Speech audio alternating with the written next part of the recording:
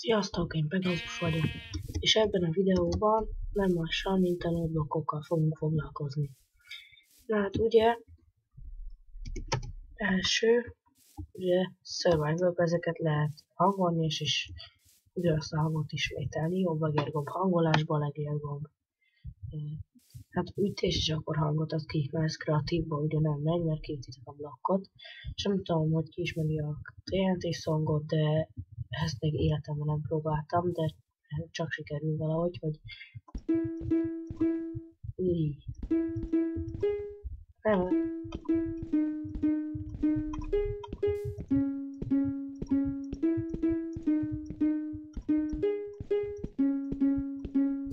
Na, valami ilyesmi a refrénje.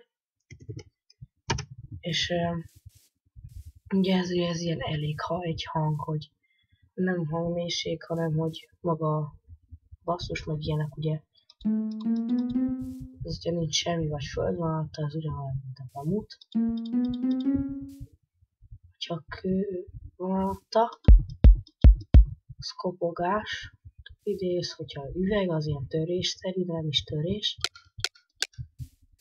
Ha fa oszlop, akkor csengős basszus, hogyha meg sima deszka, akkor meg nem csengős basszust eredmény. Ez ugye ennél sokkal több fajta van, én a legismertebbeket raktam ide ki, plusz még ugye itt ez a szerkezet, ami egy riasztó.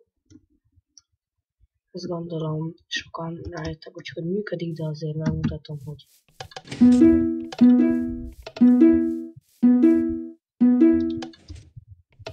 na hát ez ugye úgy működik, hogy a redstone eltiltja a fákját, ez akkor ugye elkezd világítani, mert nem lesz tiltás alatt, akkor ez a fákját tiltva tartja, plusz a sticky pistonnak jelet ad, amikor levezetjük repeaterre a redstone-t, ugye egy másodperces órajából, és akkor elkezd másodpercenként itt vinni, nem tudom mit csinálni ez a cucc. Ha meg megnyomjuk a gombot, akkor ez kap tiltóját, és ugyanez játszódik le, csak fordítva. Hát ezen a részem. Hát ez igazából ugye mondtam, hogy rálép.